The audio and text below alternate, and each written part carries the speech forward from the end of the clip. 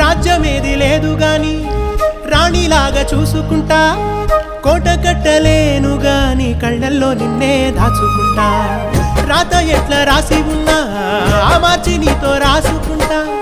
స్వర్గమంటూ ఉన్నదంటే అది నీతోనే ప్రతిరోజు పంచుకుంటా. నిన్ను గన్నవి నాన్న కన్నా అల్లారు ముద్దుగా సాదుకుంటా. నీకు కోపం వస్తే కొంత దూరం ఉంటా, నువ్వు గీత గీస్తే నేను దాటనంట. కంట నీరు కంటి రెప్ప దాటకుండా కాటుకై కావలుంటా. రాంబాయి నీ మీద నాకు మనసాయనే.